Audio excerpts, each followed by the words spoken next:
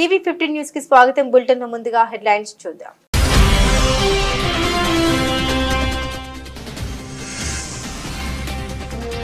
Donald Trump నిర్ణయాలపై అమెరికాలో పెద్ద ఎత్తున నిరసనలు. ట్రంప్తో పాటు బిలియనియర్ మస్క్ చర్యలపై మండిపడుతున్న అమెరికన్లు.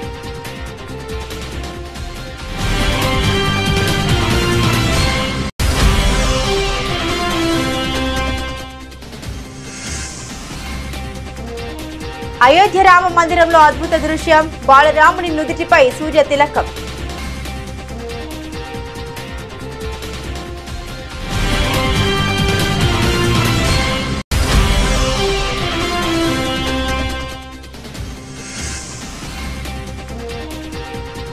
కార్యకర్తలే మా పార్టీకి వెన్నెముక. బీజేపీ వ్యవస్థాపక దినోత్సవంలో ప్రధాని.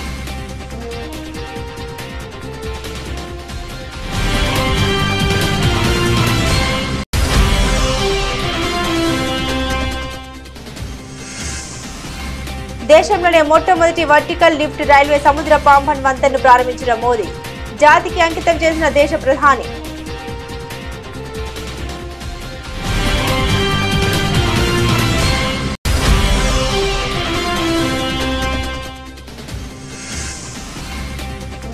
భద్రాచల పుణ్యక్షేత్రంలో వైభవంగా శ్రీరామనవమి వేడుకలు. కన్నుల పండుగగా జరిగిన శ్రీ సీతారాముల వారి కళ్యాణం.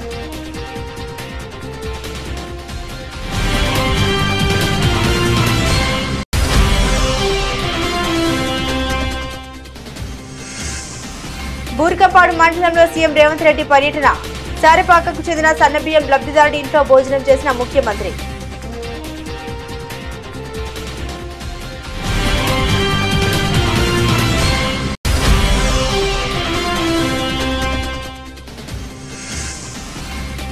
ముప్పాల గ్రామంలో బాలికల హాస్టల్ సందర్శన. విద్యార్థులతో మాట్లాడి వారి సమస్యలు అవసరాలు తెలుసుకున్నానన్న చంద్రబాబు.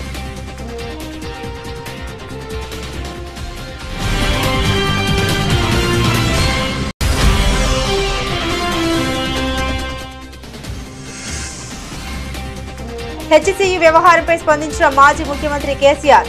హెచ్సియు వ్యవహారంలో ప్రభుత్వం తీరు సరైంది కాదన్న కేసీఆర్.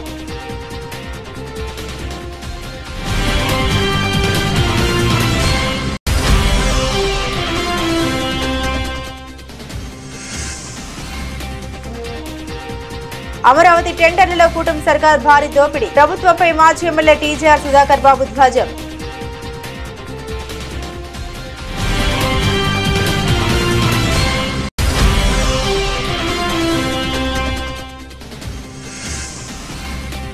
కేంద్ర మంత్రి బండి సంజయ్ సంచలన వ్యాఖ్యలు. బీజేపీ దేశభక్తి పార్టీ అని, ఎంఐఎం దేశ ద్రోహ పార్టీ అని అభివర్ణించిన బీజేపీ ఎంపీ.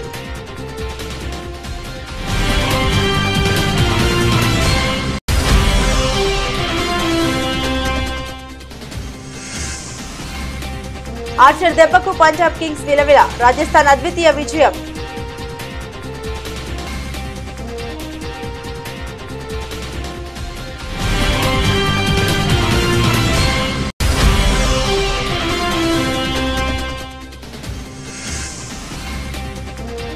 శ్రీరామనవమి శుభాకాంక్షలతో పెద్ద గ్లిమ్స్. ఉత్తరాంధ్ర యాసలో డైలాగ్ అదరగొట్టిన మెగా పవర్ స్టార్.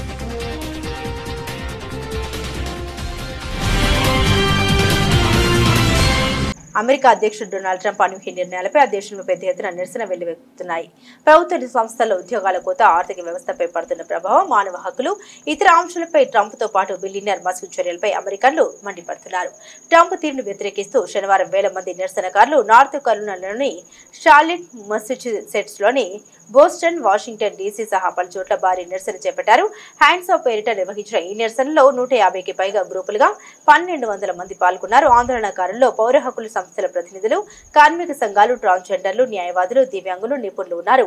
ట్రంప్ ప్రభుత్వ నిర్ణయాలు సరిగా లేవని, ప్రజల అవసరాలతో పని లేకుండా వ్యవహరిస్తూ ఉందని నిరసనకారులు మండిపడ్డారు. ట్రంప్ ప్రభుత్వం సరైన దిశలో నడవట్లేదని, భారీగా ఉద్యోగాల కోత వల్ల అమెరికాలో సేవలు వనరులపై తీవ్ర ప్రభావం పడుతుందని ఆందోళన వ్యక్తం చేశారు. విద్య, సామాజిక భద్రత, మెడికేర్, మాజీ సైనికుల హక్కులు ఇలా ప్రతి ఒక్కటి సవ్యంగా లేవని మండిపడ్డారు.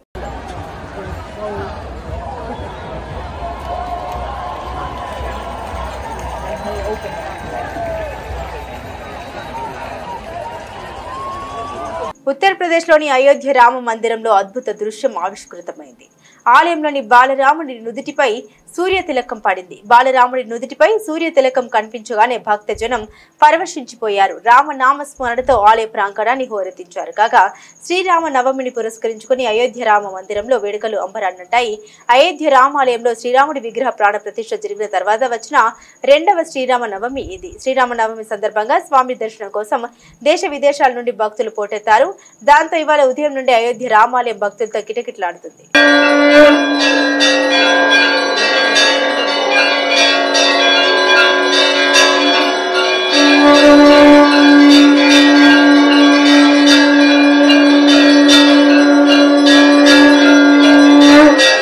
దేశంలోని ప్రజలందరూ బీజేపీ సుపరిపాలన చూస్తున్నారని ప్రధాని నరేంద్ర మోదీ పేర్కొన్నారు. ఇటీవల పార్టీ సాధించిన అనేక చారిత్రాత్మక విజయాల్లో ఇది ప్రతిబింబిస్తుందని తెలిపారు. బీజేపీ 45వ వ్యవస్థాపక దినోత్సవం సందర్భంగా పార్టీ శ్రేణులకు ఆయన శుభాకాంక్షలు తెలిపారు.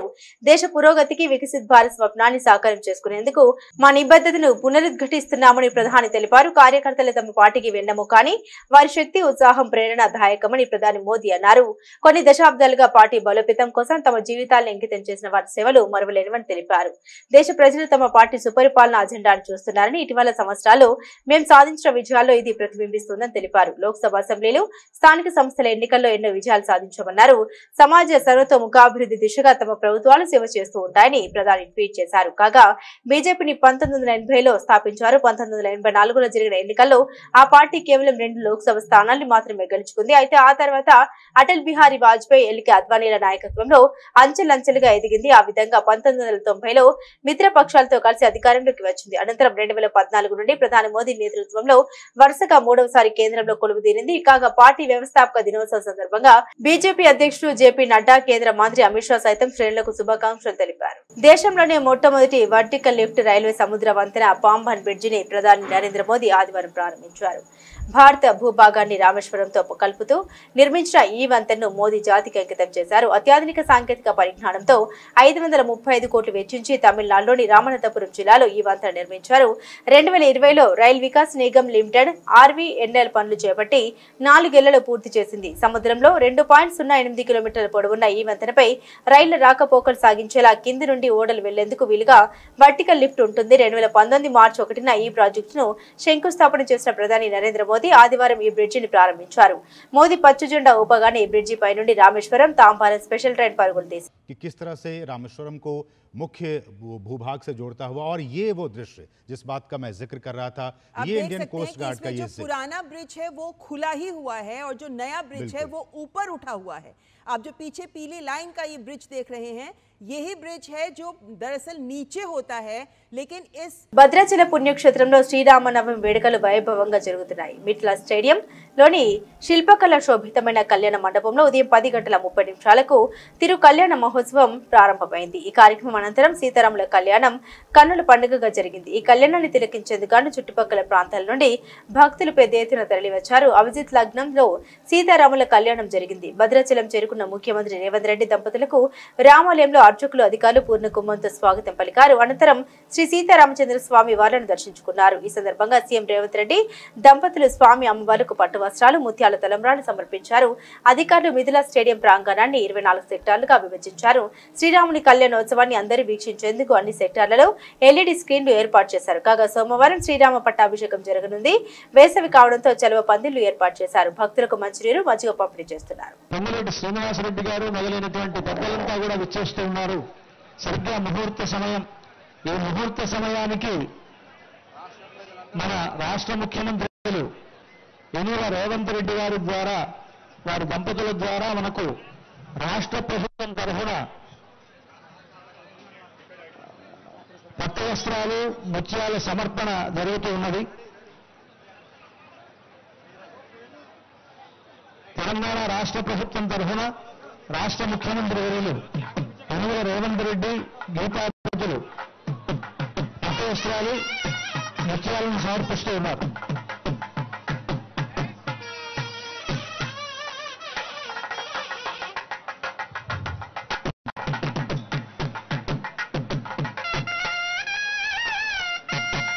అలాగే తిరుమల తిరుపతి దేవస్థానముల తరఫున దేవస్థానం చైర్మన్ గారు, సీఎం రేవంత్ రెడ్డి బూర్గంపాడు మండలం సారపాకకు చెందిన బూరం శ్రీనివాసరావు అనే సన్నబియ్యం లబ్ధిదారుడి ఇంట్లో భోజనం చేశారు.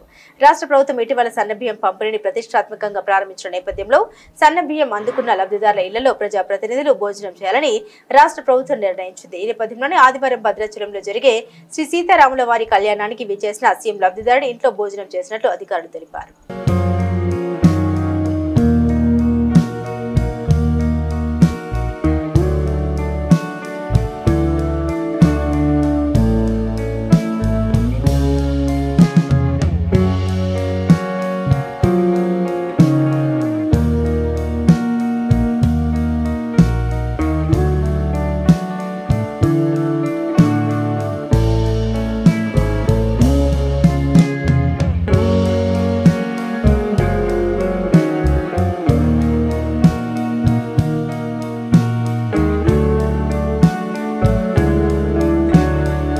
ఏపీ ముఖ్యమంత్రి చంద్రబాబు ముప్పాళ్ల గ్రామంలోని బాలికల హాస్టల్ను కూడా సందర్శించారు. తన పర్యటన గురించి చంద్రబాబు సోషల్ మీడియాలో స్పందించారు. ముప్పాళ్ల గ్రామంలోని బాలికల గురుకుల సంక్షేమ వసతి గృహాన్ని, అక్కడి పాఠశాలను సందర్శించారు. విద్యా అభ్యాసానికి అనుకూలమైన సౌకర్యవంతమైన వాతావరణాన్ని అక్కడ కల్పించిన అధికారులకు అభినందన తెలియజేస్తున్నాను. హాస్టల్ విద్యార్థులతో మాట్లాడి వారి ఆలోచన, అవసరాలు తెలుసుకున్నారన్నారు.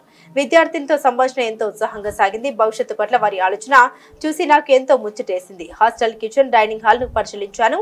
సరుకుల నాణ్యతను పరిశీలించాను. భోజనం రుచిగా నాణ్యతతో అందిస్తున్నారా, ప్రభుత్వం నిర్దేశించిన మెనూ ప్రకారం అల్పాహారం భోజనం ఇస్తున్నారా లేదా అని అడిగి తెలుసుకున్నాను. వారు చెప్పిన సమాధానాలు సంతృప్తిని కలిగించాయి. బాగా చదువుకోవాలని, చదువు మాత్రమే జీవితాన్ని మార్చుతుందని వారికి తెలిపారు.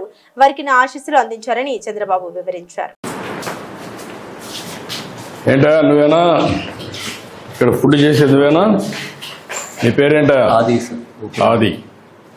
అన్ని మెషిన్స్ వచ్చాయా? ఇవన్నీ కూడా వెజల్స్ అన్ని, కుకింగ్ అంతా ఆటోమేటిక్గా కదా? ఇందులోనే చేస్తావు.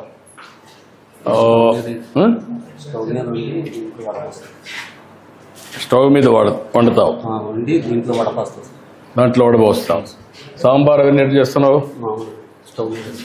స్టవ్ మీద చేస్తావు. స్టవ్ మీద చేసి అందులో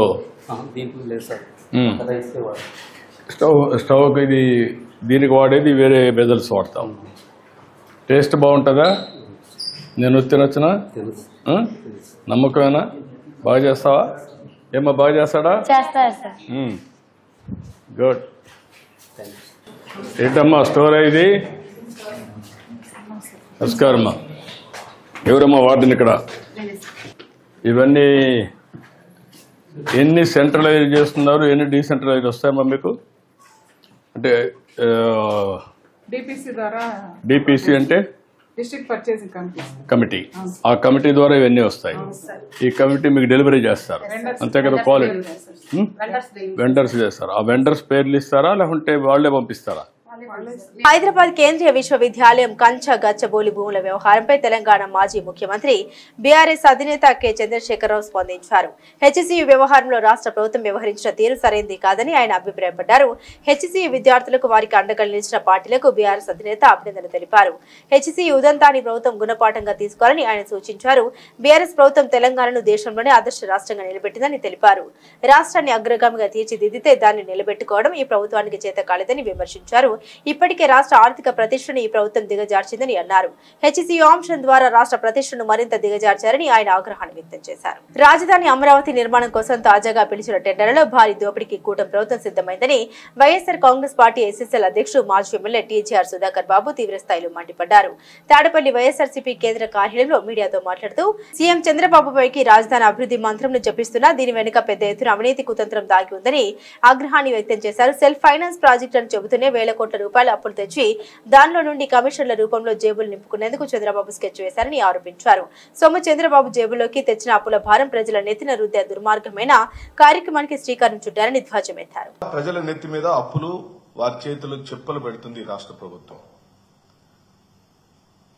రాష్ట్ర ప్రభుత్వం ఇప్పటికే అప్పులను తీసుకురావడంలో రికార్డు బద్దలు కొట్టింది. గతంలో ఏ ప్రభుత్వం ఈ స్థాయిలో అప్పు చేసిన దాఖలాలు లేవు.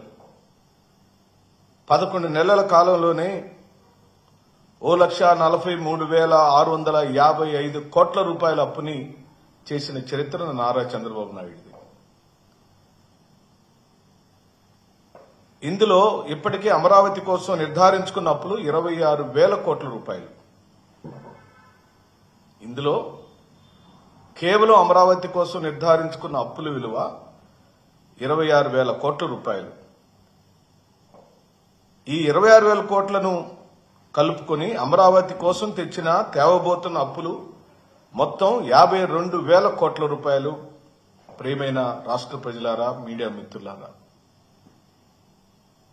11 నెలల కాలానికే 1,47,655 కోట్ల రూపాయల అప్పులు చేసిన ఈ ప్రభుత్వం కేవలం అమరావతి నిర్మాణం కోసమే 52,000 కోట్ల రూపాయల అప్పులను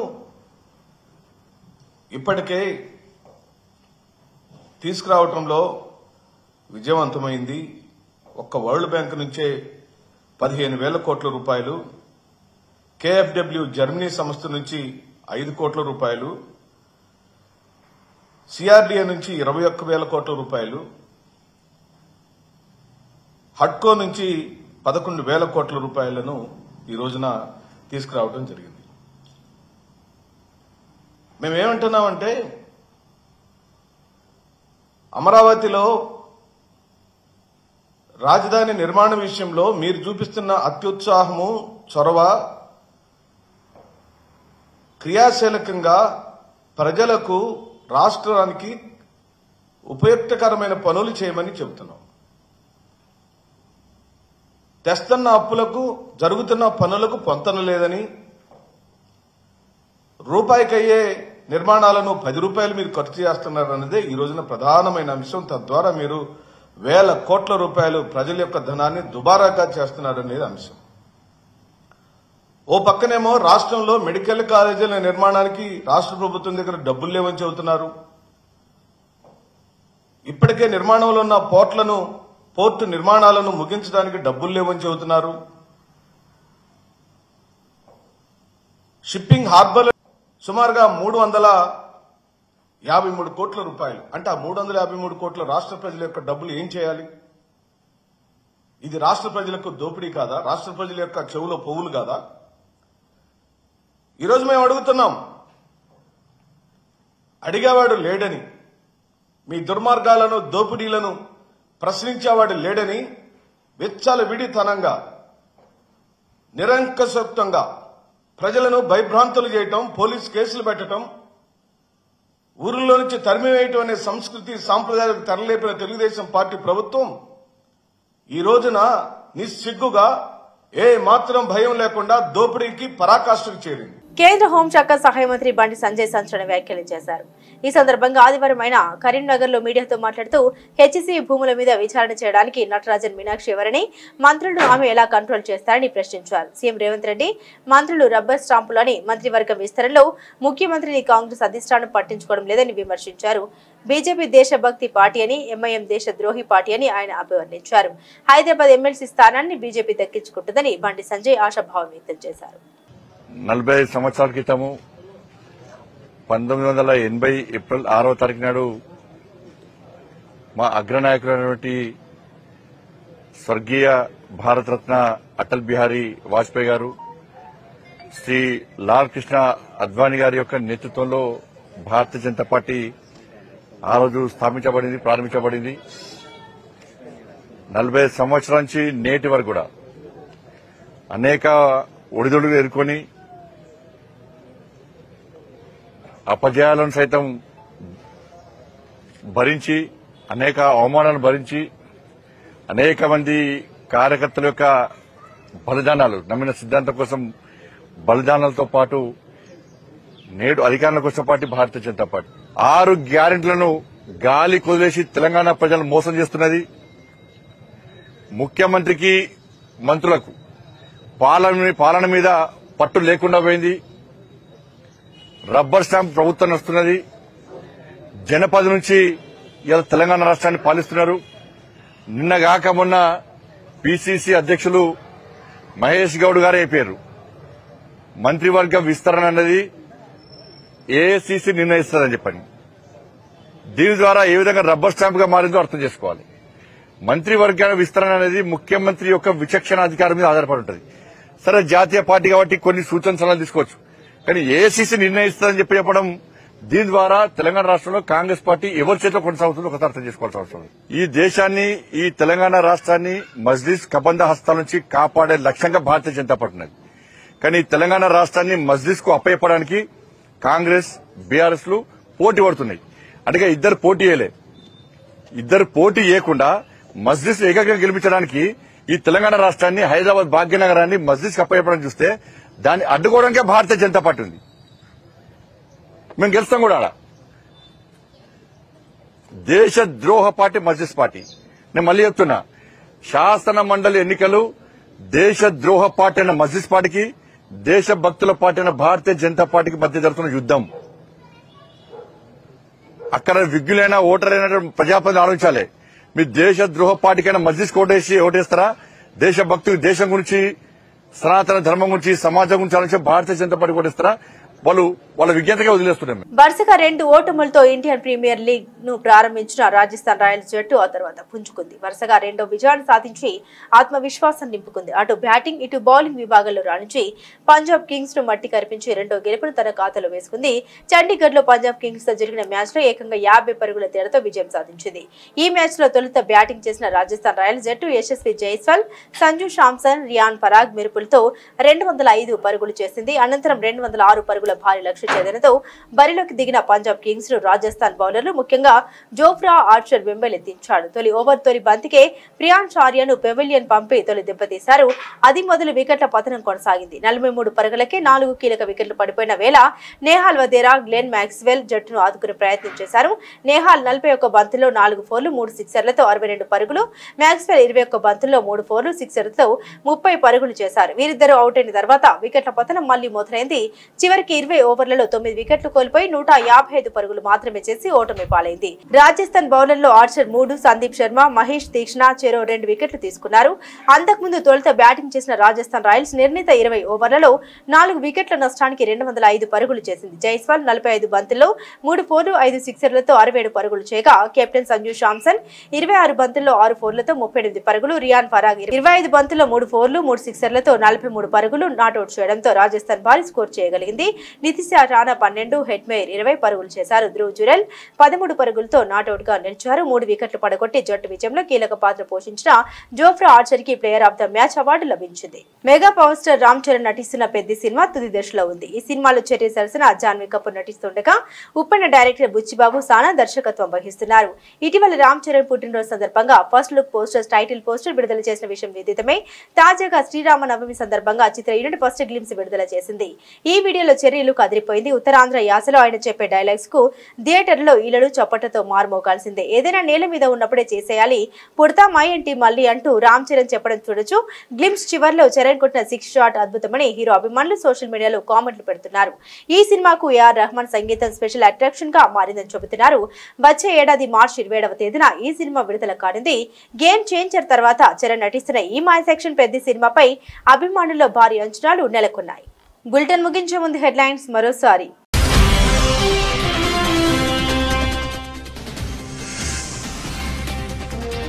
డొనాల్డ్ ట్రంప్ నిర్ణయాలపై అమెరికాలో పెద్ద ఎత్తున నిరసనలు. ట్రంప్ తో పాటు బిలియనియర్ మస్క్ చర్యలపై మండిపడుతున్న అమెరికన్లు.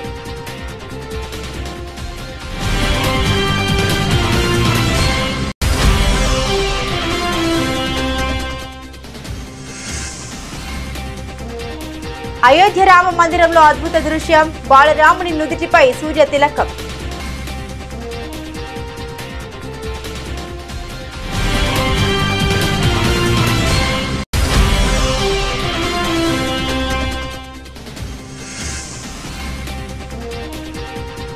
కార్యకర్తలే మా పార్టీకి వెన్నెముక. బీజేపీ వ్యవస్థాపక దినోత్సవంలో ప్రధాని.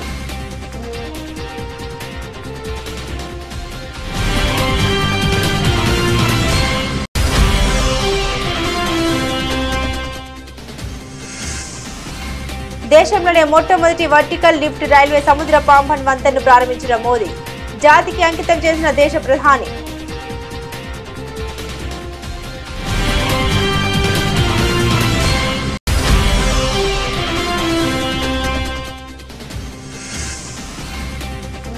భద్రాచల పుణ్యక్షేత్రంలో వైభవంగా శ్రీరామనవమి వేడుకలు. కన్నుల పండుగగా జరిగిన శ్రీ సీతారాముల వారి కళ్యాణం.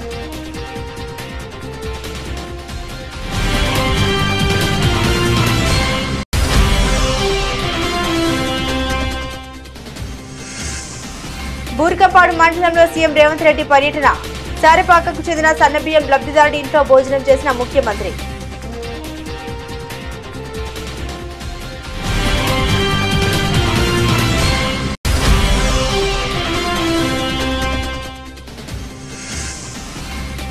ముప్పాల గ్రామంలో బాలికల హాస్టల్ సందర్శన. విద్యార్థులతో మాట్లాడి వారి సమస్యలు అవసరాలు తెలుసుకున్నానన్న చంద్రబాబు.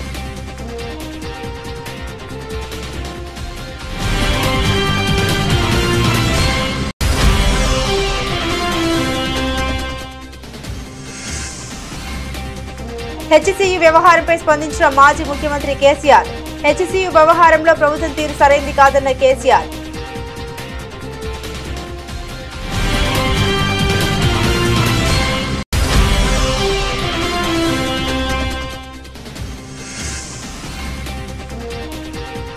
అమరావతి టెండర్లలో కూటమి సర్కార్ భారీ దోపిడీ. ప్రభుత్వంపై మాజీ ఎమ్మెల్యే టీజీఆర్ సుధాకర్ బాబు ధ్వజం.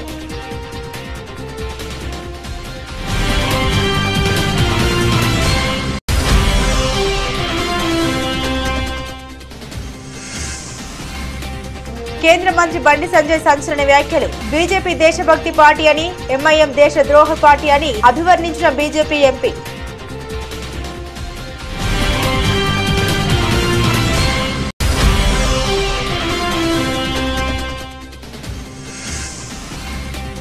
ఆర్చర్ దెబ్బకు పంజాబ్ కింగ్స్ విలవిల. రాజస్థాన్ అద్వితీయ విజయం.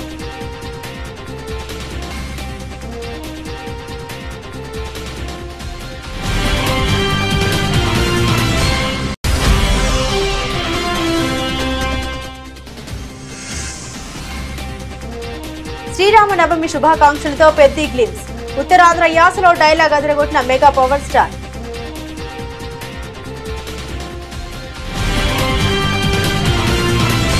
ఇవి బులెటిన్లోని విశేషాలు. తిరిగి మరో బులెటిన్తో మళ్ళీ కలుసుకుందాం. అంతవరకు సెలవు. నమస్కారం.